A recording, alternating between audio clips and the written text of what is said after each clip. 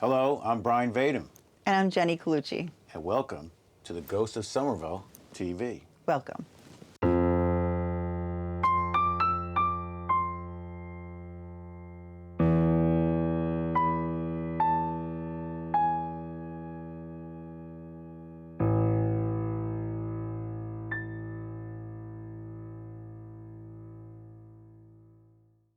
We're coming to you, by the way. This is Studio 7. This is our sound stage, cinema and sound, where I shoot most of my films, and there's no heat in here. But what is it up to? 50? I got it in the 50s. We're good. Yeah, so we're doing pretty good this morning. When I came in here, it was 38. Call somebody if you see us suddenly frozen here, like not moving, not talking. Call the police. We're on a budget. That's why we need you to subscribe. Exactly. Exactly. So what we're going to do, we're going to do a lot of things on this channel. We're going to do interviews. We're going to do investigations. We're going to do just stories, talk about movies, talk about life, talk about people's ghost stories. Right, and the history of our town, our beautiful, beautiful town. Town and surrounding area, too. Yep. I mean, why not include everything? Yeah, it's a very small town, and it's all very connected. Yes, and we were going to, for the first one, we were going to talk about, the movies of Ghosts of Somerville that are out there already, which you can see and don't forget to watch. Right. But we put the thing on the group, if anybody had a story, and boy, did we get a story. Not surprisingly, did we get a story. We got a bunch of stories. Yes. So, and like everybody always says, there's a million ghost stories in Somerville. Yes. We just have to coax them Exactly. And so my good friend who I've known forever, a drummer of mine, he contacted me. It's on the group page. And we talked. And once I heard the story, I realized that we can't wait to the next episode. We have to talk about it today. So let's just dive right in and let Mike tell his story. So tell me what it is that's happening out there. Okay, so in 2006, I bought a house in Milford. Yes. And it was built in 1800. It's well, you've been to my house, right? Yes. Yes. It's 18-inch thick stone walls. It was, built, back when it was pretty much just farms in town. It was before the paper mill. And it was, the railroad was one of the first railroads in the country. It was 1840s, 1850s. It was built. One of the very first ones. It was the Belvedere Delaware Railroad. And it got bought up by the Pennsylvania Railroad shortly after it was built. It was the first one that had a signaling system, like all this stuff. But it was built very, as in those days, they built the railroads as quickly as possible, safety be damned, for the most part. Yeah. Anyway, so we move into this house. I've got an infant child. I didn't have my daughter yet. And so some of the things that started to happen there, I had a set of like jingle bells that I had on the back door because, if someone's coming into the house, you want to know about it. I hung those on my back door in Milford. Bells rang every day. And nobody's coming in or out of that door because I'm in the, I'm in the boonies. There's no people walking through. There's no people coming over the house. And it got to the point where those suckers would ring several times a day, and it made a, as they're swinging, it made a U-shaped scratch on the door underneath the door handle. And I would just, I would hear them ring from the next room. I'd like walk, I had a couple of birthday parties, 4th of July parties where I'd have people over, and so many people would be in the bathroom, and they'd say, somebody tried to get in the bathroom. I said, occupied, and the handle was still turning. So then I finished, and I opened the door, and there's nobody there. There's no one even in the house. Everybody's out in the backyard. But every single one of them said there was nobody there, but it felt creepy somehow. Just something felt off. Then I had my daughter, when she was little, she saw a man in that same part of the house. Okay, so now we have a person. Now we have a person.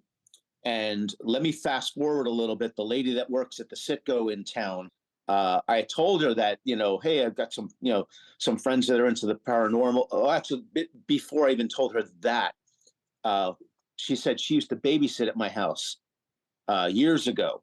There was a little girl there, and she babysat, and she said that she got so creeped out being in my house that she stopped doing it. I'm like, really? Tell me more.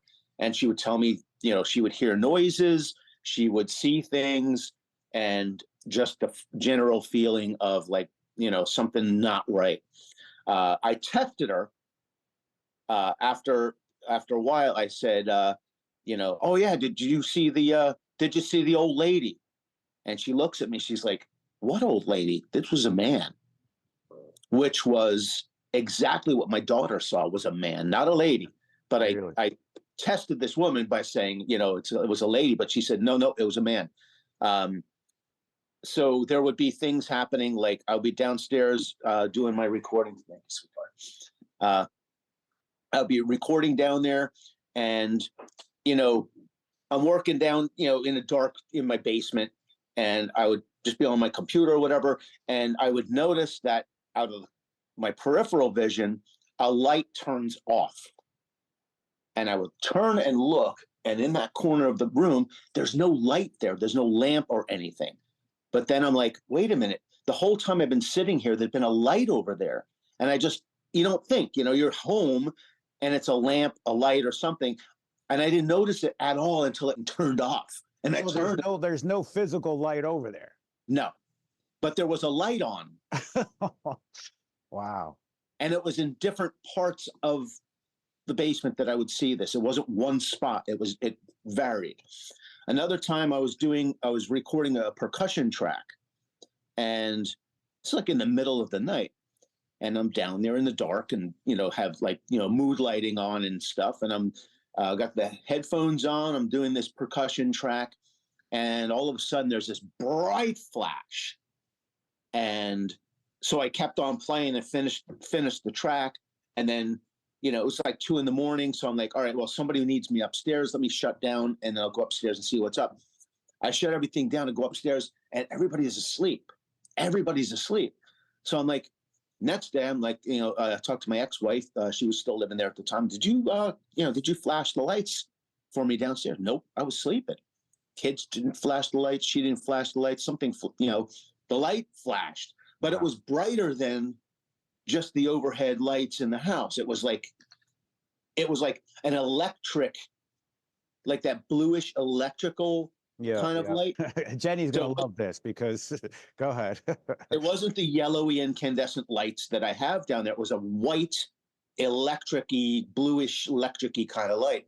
So I thought, well, that's kind of strange, but whatever, stuff happens, A couple of weeks later, I'm back down there on my computer. I call up that track to do some mixing on it. And I'm thinking to myself, I had almost forgotten all about what had happened. And as I'm listening to that, and I'm just remembering, oh, this was the one that I didn't finish that night. And as I'm thinking that thought, I hear this human voice very clearly going, noisy, just like that. Rewind it. I hear this voice coming out, and all it is percussion drums. It's multi-layered percussion, cowbells, and bingy. So nobody's on a microphone singing or anything. No. And I hear this voice clearly saying, noisy, in that kind of gravelly, low kind of voice. Scared the shit out of me. So I snipped that part out, and I played it for my friends for years until my hard drive crashed. It's on my hard drive. So you don't have it? I don't have it anymore. Oh my gosh. But I have a dozen people that could corroborate that. No, that's fine. That. So like stuff like that. Okay, the bells, the guy, the man. One night I'm laying in bed with my ex-wife. We're in the bedroom upstairs, and upstairs from that is the attic, and we heard footsteps going from one end of the attic to the other, and stopped right over our heads, and didn't do anything else. And it was footsteps, and you could even hear at one point one of the shoes scuffs on the floor, doesn't lift up entirely. So it's like clump, clump, clump, clump, clump. Almost like they're shuffling their feet almost. But only once. Like it shuffled once. Okay. And it stopped right over our heads. We were freaking out because there's somebody up in the attic. And the only way up in the attic is a door that goes right from the upstairs, right outside the bedroom door. And that door was closed and there's a latch on it. So like, I'm freaking out. I grab the flashlight and my baseball bat and I go up there and there's nothing. There's nothing. Not even footprints. And there's no way in and no way out of the attic. And that's one part of the house that's never been renovated. So it is as it was when it was built. What else? So, oh my gosh. Yeah. So the main, it gets better, dude. It seems to be a progression. Does that sound Yes. like, how it starts out very small? Like at first it was the bells. Yes. And then like. And it was the someone trying to enter the bathroom. Yes. Like little steps. And then they saw the light, which I thought was really interesting. Very. The light. And I have seen that. It's very interesting. And he said it wasn't like tungsten light. No, it was like, just a light source, but you can't really make out where it's from. You just realize, wait, there's no light in here. Yes. But I saw a light. So that's something. I love that too, because he wasn't looking for it. My favorite ones are the ones where they're not. I always ask, why are you filming? Yeah. When you're looking for something fake, you're like, why do you have a camera on in your kitchen while you're making cookies, kind of thing. But if you just notice it, that's much more credible. And that's the thing. He wasn't even paying. He knew the light was there. Right. But it needed to go off before he realized, wait a minute, there's no lamp in there. I loved that. I think it escalates as you notice it, if it's intelligent. Yeah. If not, then that's not possible. But if it's intelligent and it knows, oh, wait, Mike's hearing me. Let me see what else I can do. So this is like within the first year that I'm living in the house. And I'm looking on the town pages and all the historical sites, for pictures of my house. Because there's pictures of the old, of the paper mill and before the paper mill. And Milford is an old town. One of the first photographers in the country lived in Milford, George Washington Freeland. And he had a camera and he has those pictures are traded all over the world now because they're among the first photographs that were taken, back in the 1800s, Wow. Only person with a camera in that part of New Jersey. But there's no pictures of my house. All the pictures of town and various other places in town. And I'm looking at them going 2 degrees to the left or 1 degree to the right. And you would see where my house is, but there's no pictures.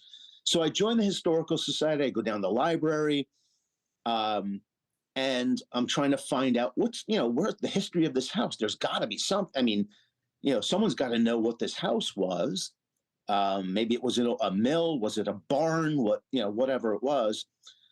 So I start hearing about one guy in the Historical Society asked me if I knew about the Great Milford Train Wreck. And I'm like, Milford Train Wreck, really? 1877, there was a train that was coming through Milford from upstate New York heading down towards Philly. And it was October 2nd, 1877. There was a big storm. It was like hurricane, or several storms. It was a very big rain event. Now, in my neck of the woods, rain events near the river, we get water. We get water like you would not believe. All those creeks rushing down to the river gets high, all that shit. Anyways, the Oswego Express, Pennsylvania Railroad's coming down from New York, stops at Milford Station. It's drenching rain. It's October. It's about 8:00 at night. It's dark. It's raining. Visibility's low. And all you've got is that one headlight on the front of the locomotive to see by. They leave Milford Station. They're about 30 minutes behind schedule. So they step on the gas. About a quarter mile south of the station is a bridge that goes over the Quaquamisicon Creek that goes through Milford and empties out into the Delaware right there. It's a stone arch bridge. The floodwaters have washed out the stone arch bridge underneath the rails. Rails are still going across, but the bridge is gone. They don't see this until the last second. It's too late. Train goes over into the creek, which is a raging torrent, and 8 people died. And that was like one of the worst train wrecks, in history up until that point, because it was 1877. Railroads have only been around 20 years or so. So it was a big deal. So I was fascinated by that. I learned everything. I researched it. I got the names of a lot of the people, the names of 7 of the 8 people. Wow. And the day that we compiled the list of the victims, a saucepan lid that was on top of my refrigerator fell from my refrigerator as I was walking by and almost hit me in the head.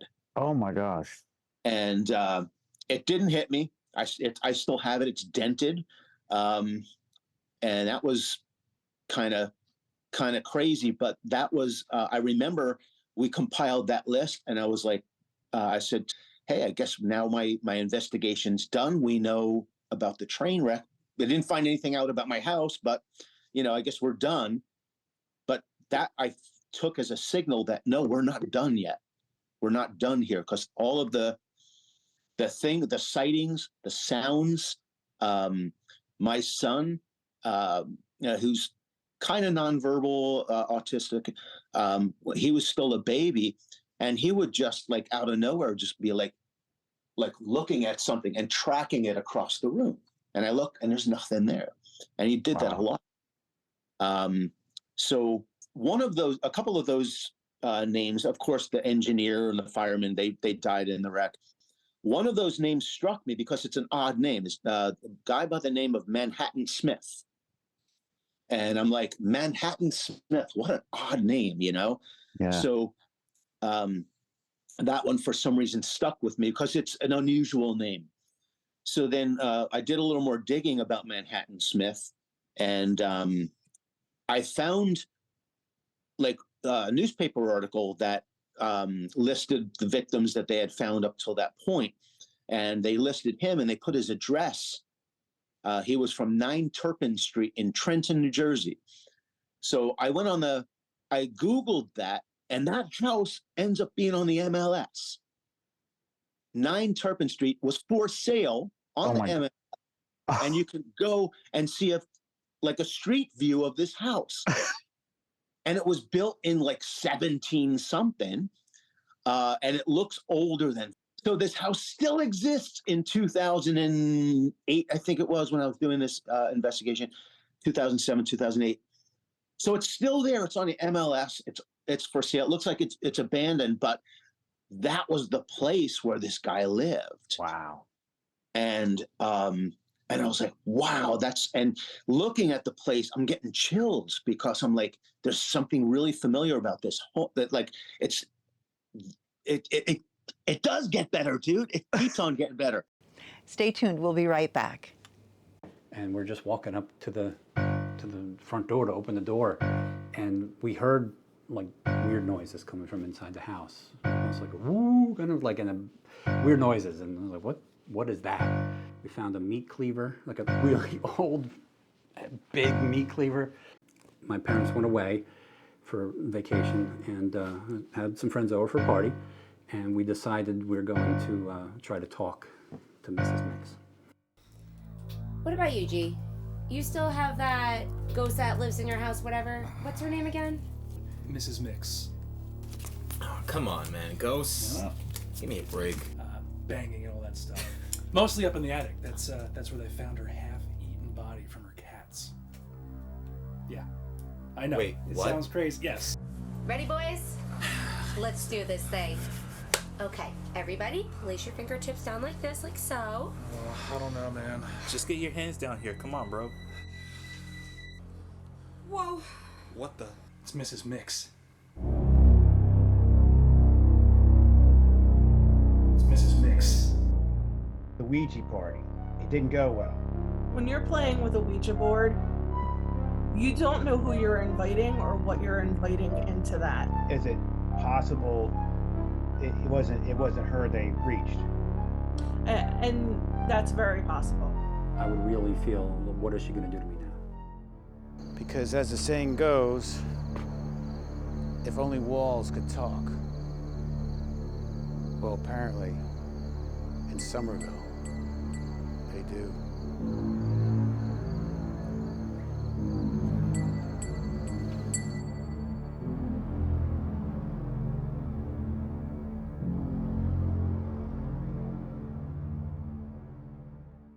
Literally 2 weeks, not even 2 weeks after I see that, I get an email from one of my friends in the Historical Society here in Milford. Oh, there in Milford. I'm out in Pennsylvania right now. In Milford, saying there's we got a message from a lady that was asking about the Milford train wreck because she's doing. Somebody passed away in her family. They're doing a genealogy search to settle the estate.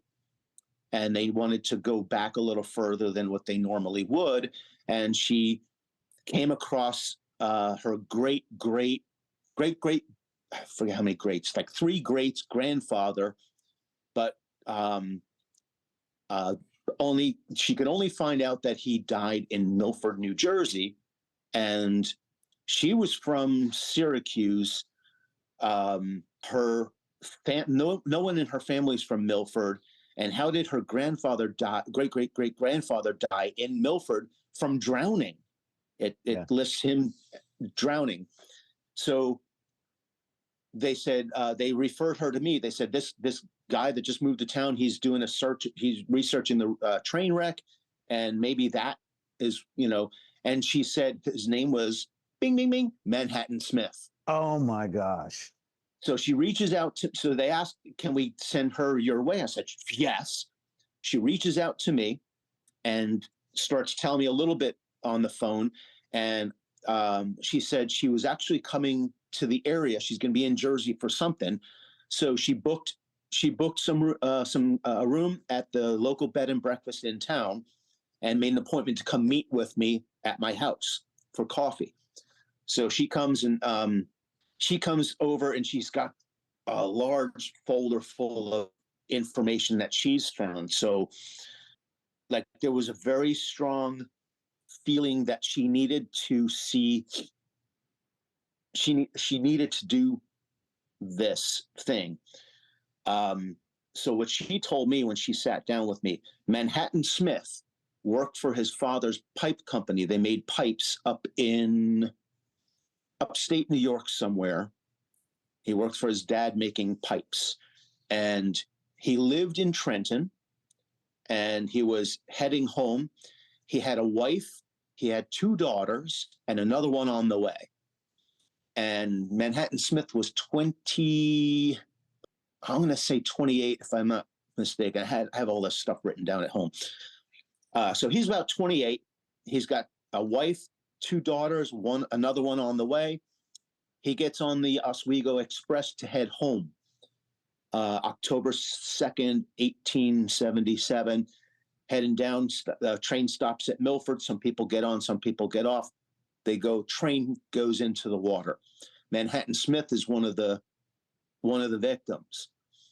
And out of all the people in the newspaper articles that I found, they listed where the bodies were found. One was found down in Bordentown, which is like 30 miles, 40 miles down river. Yeah. Most were found locally.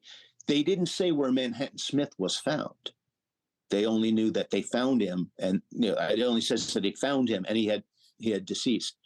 My house was the only house within half a mile at the time, because it was all farms down there, okay. And the paper mill hadn't been built. Yep. Those other homes were built. My house was the only one. So I'm thinking, do you remember the old film we used to watch in school? They made us Incident at Owl Creek Bridge. Of course. It's one of the. So that's the first thing that comes to my mind is this guy goes off into the creek, and Maybe he crawls out of the wreckage. Maybe he's still alive. He goes to the light, wherever, the only light would have been coming from my house. Yeah. Maybe he died in my house. And when I was talking to this lady about this, the granddaughter of the girl that was the daughter that was on the way. So this guy, he's in a train wreck. He's going to die. What's your first thoughts when you're like, he thought about his family, and she had this overwhelming compulsion that he wanted to know if she was going to be okay. So she went and got flowers from the local florist, and we walked down. I had 2 infants in car seats while my son was walking. My daughter was in the car seat. I had to lug her down to the crash site, but she really needed to go see that. And we stood on the bridge. They had rebuilt it within a week because the railroads just, we went there. She said a little something, and she said, I know you wanted to know that I was okay. And I want you to know that I'm here and I'm okay, and we're not going to forget you. And she tossed the flowers in. It was like, wow. Very powerful, like to stand there and see this. So not long after that, now I have friends that do smudgings, and they had offered to come and do smudgings. And I was like, you know what? Whoever's here is not frightening anybody. We don't feel any sense of dread or threat or anything. It just feels like someone wants us to know that they're here. And I've always said, I always would, when I would see the lights turn off or hear the noises or whatever, I'd be like, hey, you were here before me. I'm fine with it. Just don't frighten the children. And we coexisted. So after Patty tossed the bouquet into the water and said her prayers and whatever, that was when I was like, okay, well, now I feel like it's okay to have a smudging. And I made sure that the person knew that I'm not kicking this spirit out of my house. You are welcome to stay. You've been here for 150 years. You're welcome to stay and be part of the family here. This is your home as much as it is mine. But if you are free to go. And that's exactly what when we did the smudging, and pretty much everything stopped after both of those things. I think one, Patty, giving him flowers, telling him that she's okay. And number 2 is the smudging, just letting him know that it's okay to move on. We know you're here. It's okay that you're here, but it's okay to move on. I've known Mike for 45 years. Okay. He's been a drummer in most of my bands. When I was a little kid, he was like the idol. Like when I was friends with his neighbor, and we used to appear in. He was like maybe a year older than me or 2, maybe. Okay. But at the time when you're young, that's a big difference between 15 and 17. 7 and 10, 11. That's a big difference. So we would peer through the basement windows to watch him play Rush songs. I mean, he phenomenal drummer. You thought he was the coolest guy. Oh, he was like the coolest guy, and then he ends up in my band. So it was just like, how did that happen? Right. So we've known each other for a long time. Never heard this story. And he didn't know. And and here he was. Living right there too, like not just in his town, but he was. This is not just a creepy ghost story. This is a feature. Yeah. I mean, we have to do it. The relative. I mean, what are the chances? Well, and this is the other thing. It's almost like they sought him out, or they were thrown together. She was looking for an answer, and it just happened to be the same person that he came across. Yeah. Because yes, in one of the original newspaper articles, there's no mention of Manhattan Smith. And then when I did find it, that's right. It said he was on the passenger list, and he was injured, but there was no more information on him. So when Mike says that they had the original fatalities, and that is it possible? That's why he brings up the occurrence of Owl Creek Bridge, right? Which I don't know if you know that. I mean, we know that because we all saw it in school. I never saw it. You never saw it? No. Oh my gosh! It's a little short black and white film that they showed us in English class. It's a New Jersey thing? I'm not from New Jersey. That might be why. Okay. But Owl Creek Bridge. Yeah. So that's why, because he was referring to it, because in the story the guy is in the river and he survives, which he thinks, and he crawls away.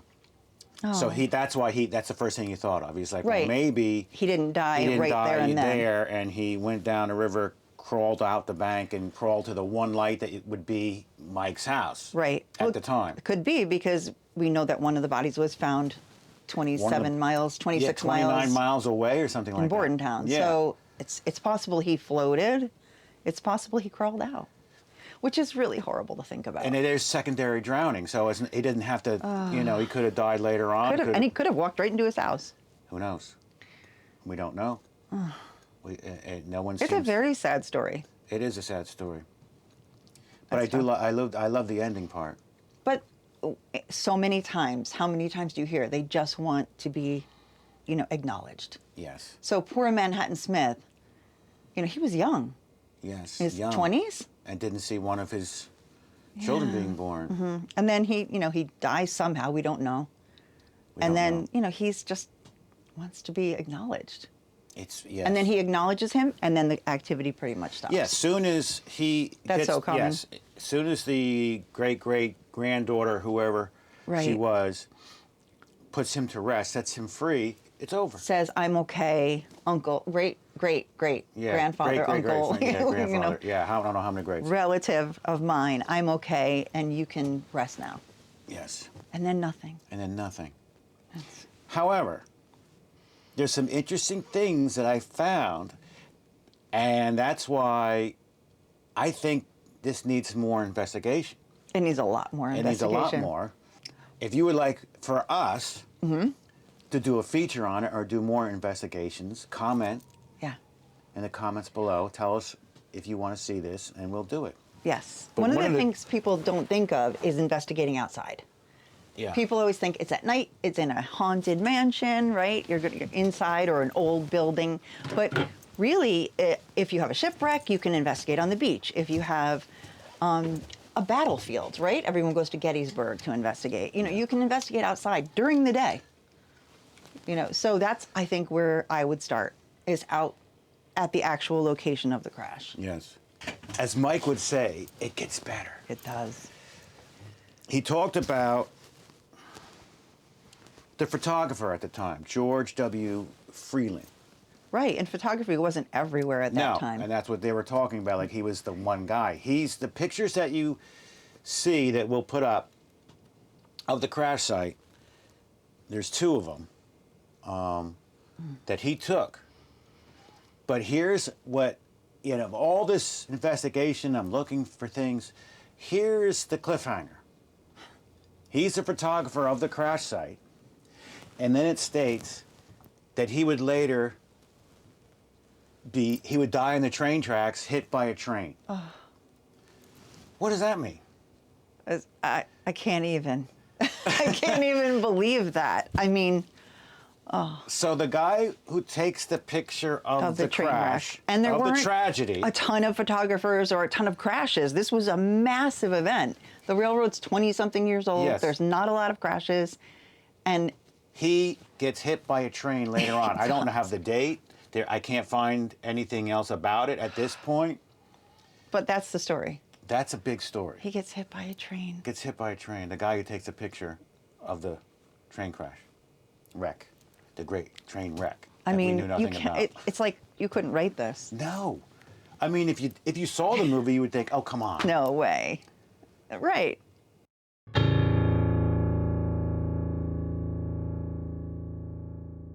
At the end of it all, she came up with the conclusion that the house was haunted by a young male servant. You're going to have to allow me a moment. A lot has happened here in this house.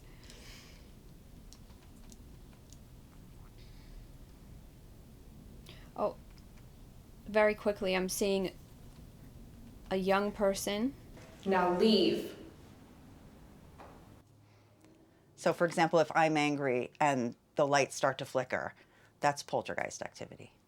Oh, okay.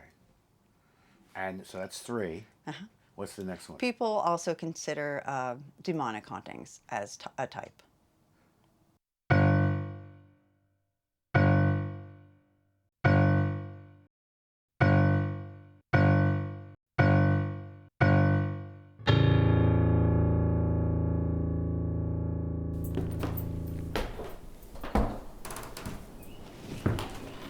Jim, is that you?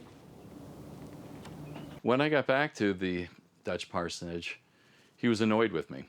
I was out at lunch. Why? You were just upstairs. I was just talking to you. There's nobody else in the house. Oh, no. What exactly do you think you heard? I know what I heard. Heard somebody walking around. I thought it was you. I thought you You came heard back. footsteps. Yes, I did. Negative and human activity. I've done plenty of investigations where it's just human activity, where we've had our recorders constantly cut out. We've had batteries drained.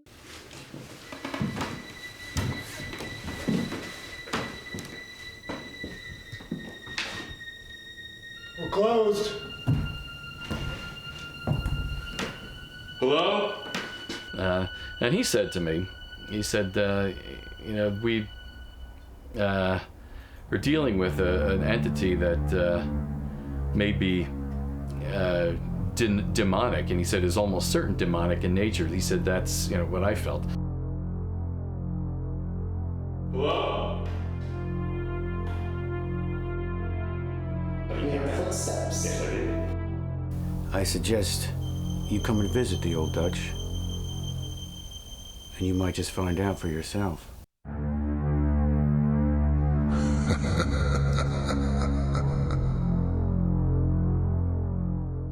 Stars.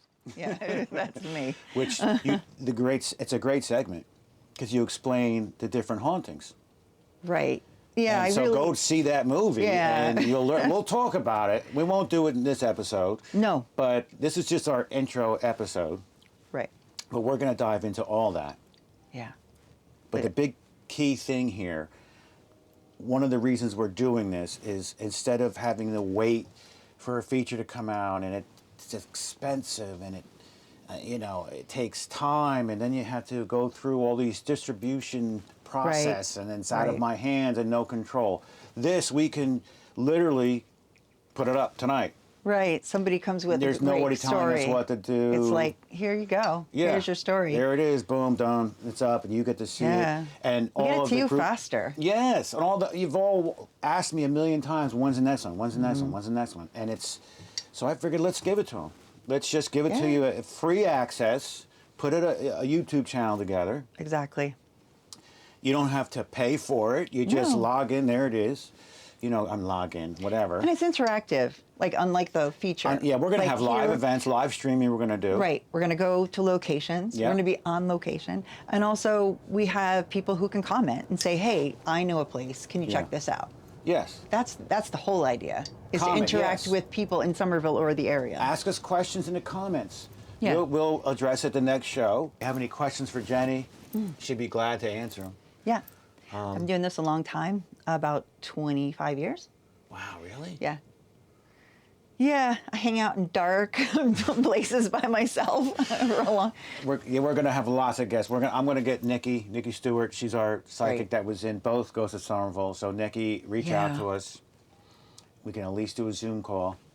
Yeah, and being not a sensitive, I love working with sensitives. Yeah. And I love asking them, where should I go next? It's like a tool. Yes. No, I don't mean they're a tool, but you know what I mean. Yeah. Like they're, yes, because they're so helpful to me. She was in both movies, and it was great to have her perspective. Yeah. So Nikki, you're great. Reach out to us. Definitely. I want to know, what do you feel? Yeah. What do you feel? Where should I go? Yes, exactly. So I would love to have her at that crash site, but. Well, maybe we can make that happen. Hopefully. She's in Flemington. She's close. Yeah. Yeah. Yeah. I would love her impressions of that. So reach out. And anybody else, questions, comments, ideas, stories? Right. Reach out to us here in the comments, or you can find me on Facebook, Jenny Colucci. There you go. Or it goes to Somerville, the Facebook group. On Messenger. Yep. If you're not a part of that, please. You'll get to see when we do features. We'll do video of us behind the scenes, You'll see investigations. You'll see us. Right. We'll interview actors that I've used in the movies. I'm going to bring, Great. big stars here. Great. We're gonna discuss about the films that we make. Yeah. It's going to be a lot of stuff. Yeah. We can dig in. There's only one catch. What? You have to subscribe. Oh, yes. And like the channel. That is the big key. Mm-hmm. Because we're hoping keep that us going. We need to get 1,000 subscribers before we can start making something. Right. So we can make these movies. Yeah, so we can, because it's expensive. These films. It is. Yeah. It is. And the way things are with the movie business, I mean, the movies are being pirated, they're ripped off. There's no money coming back. So we appreciate you looking at all the films on Tubi. Tubi's the best. Yes, We love it is. Tubi. I love Tubi. We get about a nickel every time it's viewed. Hey. But it's free to you, so. It's free to you. That's and YouTube's even easier for you. All you have to do is hit play. Yes. You don't have to do anything to watch it. Yes. So that works out. Exactly. But if you could just help us out and like and subscribe, and then Please. we can keep on going. Mm-hmm. Yeah, and we can really support the community. That's the other thing. Yes. And we both love Somerville. Yes. And that's why I was so excited to get involved in this. Yes. Really. Oh, who's calling? That'd be me.